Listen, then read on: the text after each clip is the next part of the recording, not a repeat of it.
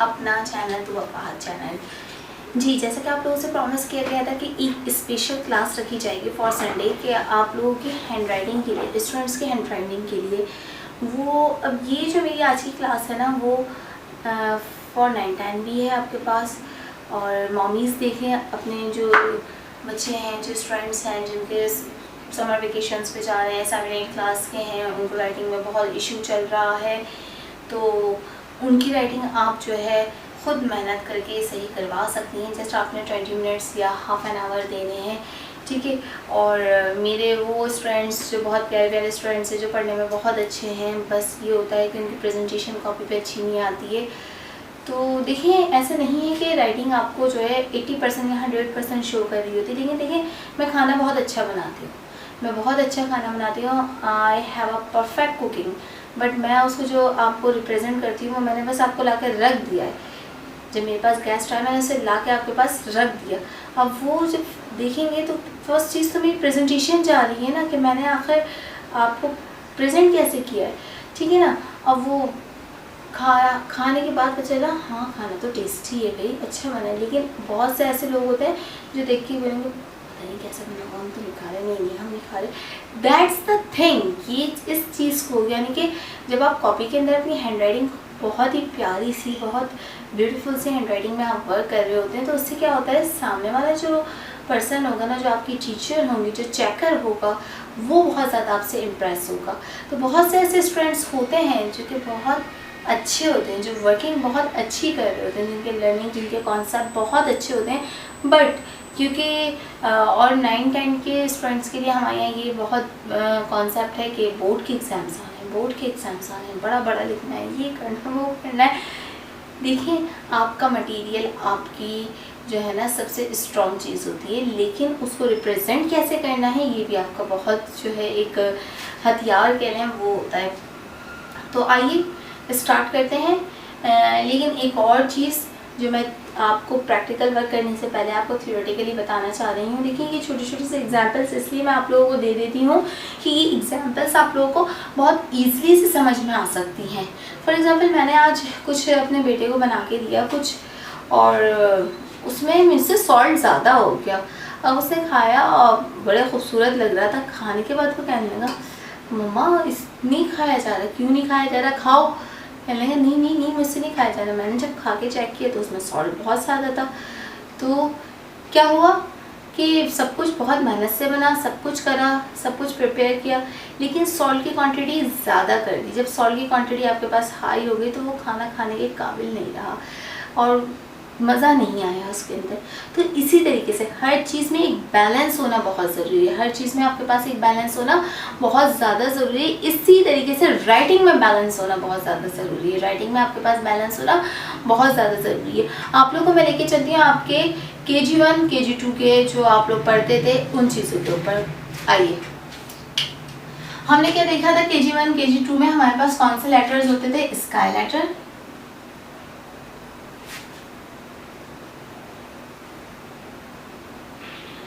ठीक है, grass letter,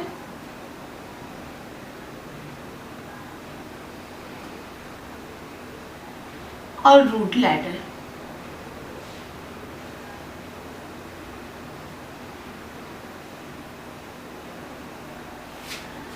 sky letter, sky letter वो वाले लेटर होते थे जिसके अंदर आपके पास स्टैंडिंग लाइन होती है, जिसके पास आपके पास क्या होती है, स्टैंडिंग लाइन होती है, ठीक है ना। आप आज मैं आप लोगों को इंग्लिश की क्लास दे रही हूँ स्पेशल, इंशाअल्लाह ताला I am not promising you, but इंशाअल्लाह ताला may be on next Sunday Urdu की इस तरह की आपके लिए क्लास तैयार होगी। अच्छा जी, यहाँ पे क्या होता है, आपके पास इंग्लिश में 3 लाइन्स होती हैं इस तरह की, 1 2 3।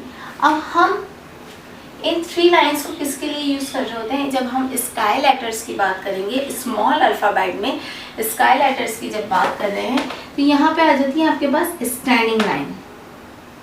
इन स्टैंडिंग लाइन के बाद ये जो सेंटर की लाइन होती है, इनके जितने भी सर्कल होते हैं, सेमी सर्कल, वो इसमें बनते हैं, ठीक है। ये क्या हुआ, इन 3 लाइंस में आपने स्टैंडिंग लाइन दी और सेंटर के जो सेंटर लाइन है, इसकी जो मिड लाइन है, उसके अंदर इसके सेमी सर्किल बने। अब इसी तरीके से ग्रास लाइटर पे आते हैं हम। जब हम ग्रास लाइटर की बात करते हैं तो हम क्या करेंगे, ग्रास लाइटर के अंदर हम सिर्फ ये सेंटर लाइन को यूज करेंगे। इस लाइन वो ना अप होगी ना डाउन होगी, जो भी होगा उसका पोर्शन किस में होगा, आपके पास सेंटर लाइन में। उसका मैं आपको तरीका बताती हूँ।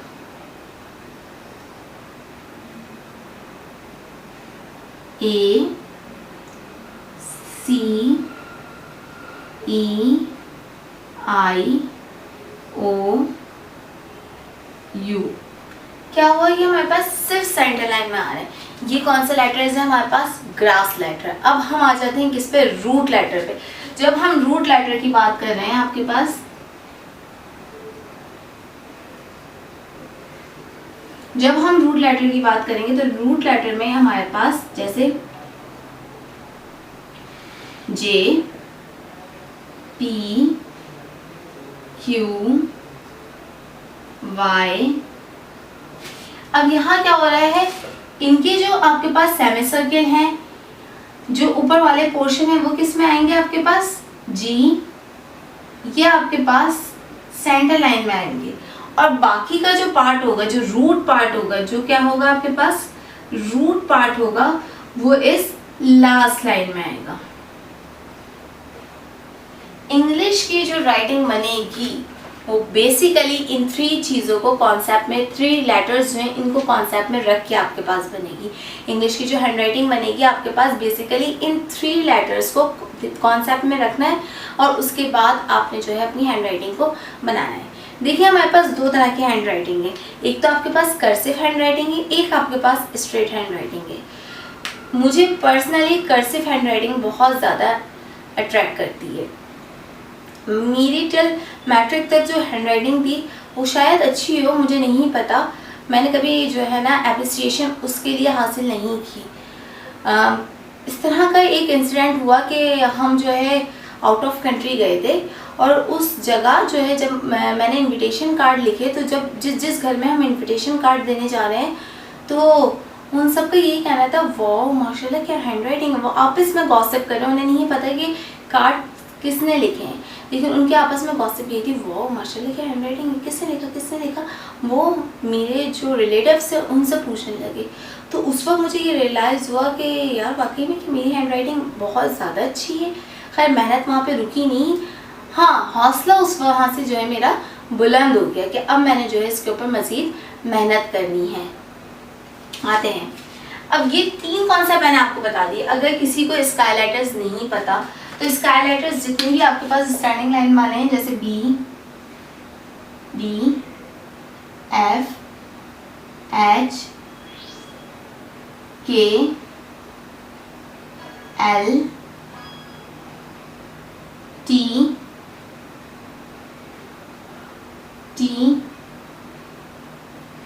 ये क्या है आपके पास स्काई लेटर है आपके, और ये सेंटर लाइन वाले लेटर हैं जो कि ग्रास लेटर कहलाते हैं। और ये जो आपके पास सेंटर लाइन से लेकर लास्ट लाइन तक आपके पास राइट किए जाते हैं, वो आपके पास कौन से होते हैं, आपके रूट लेटर्स होते हैं। गाइस अब आ रहे हैं हम कर्सिव हैंडराइटिंग के ऊपर। तो मैं आप लोगों को 2 पैटर्न बताऊंगी, 3 पैटर्न बताऊंगी जिससे आप क्या कर सकोगे, इसकी प्रैक्टिस कर सकेंगे। कर्सिव हैंडराइटिंग के लिए आपने करना क्या है कि for example this is your line, आपने इस तरह करके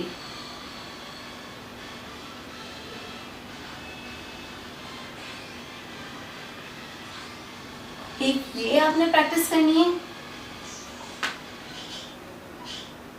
सेकंड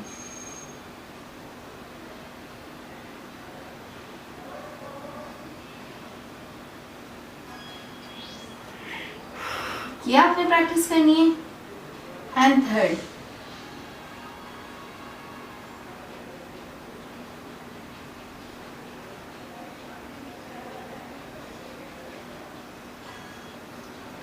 ये पैटर्न आप लोगों ने क्या करने हैं, प्रैक्टिस करने हैं। इससे होगा क्या, इससे आपका हैंड बहुत स्मूथली उन लाइंस के अंदर मूव करने लग जाएगा। जब आपका हैंड स्मूथली, क्योंकि कुछ लोगों की इस तरह से हैंड राइटिंग होती है, देखिए ये है ना, कितना फ्लुएंटली हमने लिख लिया। लेकिन कुछ लोगों की इस तरह की होती है, कुछ हैंड उनका जो है I don't know why but move कर रहा होता है कंटिन्यूसली, शिवर हो रहा होता है। तो ये जो है उसके लिए है कि आप फ्लुएंटली जो है आपकी हैंडराइटिंग कर्सिव की प्रैक्टिस हो जाएगी आपके पास। तो उसके लिए आपने करना क्या है, इसकी जो है बहुत अच्छे से प्रैक्टिस कर लेनी है आपकी कॉपी की लाइंस के अंदर।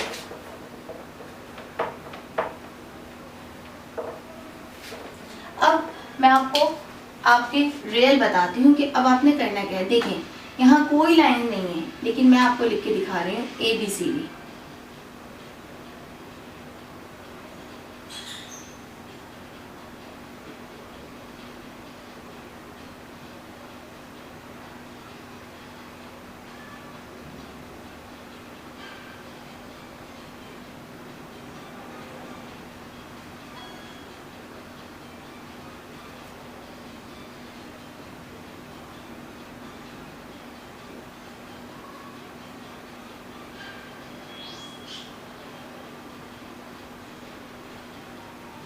देखिए गाइस, अब इसके अंदर है क्या, इसके अंदर बैलेंस है। किस चीज़ का बैलेंस है, स्काई लेटर आपके पास सेम उसके हैं, ग्रास लेटर हमारे पास बिल्कुल स्ट्रेट में जा रहे हैं, और जो आपके रूट लेटर है वो भी क्या हो रहे हैं आपके पास बिल्कुल लाइन में आ रहे हैं। जब तक आपकी ये बैलेंसिंग नहीं आएगी, राइटिंग कभी भी आपकी दिखने में अच्छी नहीं लगेगी। आपने तमाम रूट लेटर्स का साइज, उनकी लेंथ वो आपने क्या रखनी है, इक्वल रखनी है। बहुत से स्टूडेंट्स इस तरह भी प्रैक्टिस कर सकते हैं इसकी कर्सिव में। पहले आप इस तरह लाइनिंग की प्रैक्टिस करें, इक्वल एंड लाइनिंग बनाएं।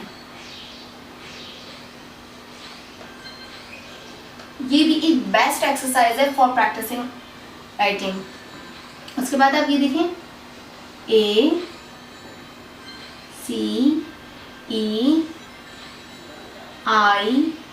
OUVRSWXZ। ये मेरे पास क्या है, ग्रास लेटर। मैंने ग्रास लेटर को इक्वलेंट साइज में रखा, इनकी लेंथ इक्विवेलेंट रखी। तो ये मेरी राइटिंग के अंदर बैलेंस क्रिएट कर रहे हैं। क्या क्रिएट कर रहे हैं, बैलेंस क्रिएट कर रहे हैं। नाउ स्काई लेटर,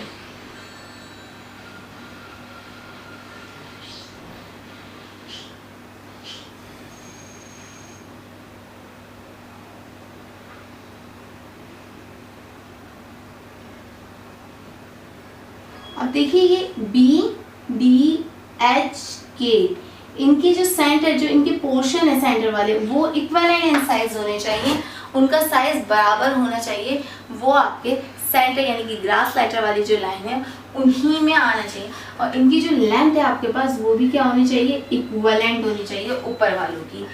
ये चीज़ अगर आपने बैलेंस करना राइटिंग में सीख ली तो आपकी राइटिंग इंशाल्लाह ताला इन 1 वीक प्रैक्टिस, लेकिन मस्ट है। देखिए गाइस, प्रैक्टिस बहुत ज़रूरी है। तो इंशाल्लाह ताला आपने इन जस्ट 1 वीक में अपनी राइटिंग को बहुत ज़बरदस्त कर लेना है कि स्कूल में टीचर आपसे ज़रूर कहेंगे कि your writing is very good. क्योंकि मेरे पास अभी रिसेंटली एक स्टूडेंट आए हैं और उन्होंने जस्ट 1 वीक ही वो प्रैक्टिस की है, मेरे स्कूल को फॉलो किया और प्रैक्टिस बहुत की उस बच्चे ने। No doubt very talented student. उसकी टीचर ने उसको जो है अप्रिशिएट किया कि आपकी राइटिंग बहुत अच्छी हो गई है। जबकि अभी जस्ट 1 वीक ही हुआ है, यानी कि वो और प्रैक्टिस में जब आएगा तो उसकी राइटिंग और ज़्यादा बहुत अट्रैक्टिव हो जाएगी। ठीक है, आपने इन पॉइंट्स को दिमाग में रखना है, लेंथ, साइज, हर चीज़ को बैलेंस करके चलना है। आपकी राइटिंग इंशाल्लाह ताला बहुत अच्छी हो जाएगी।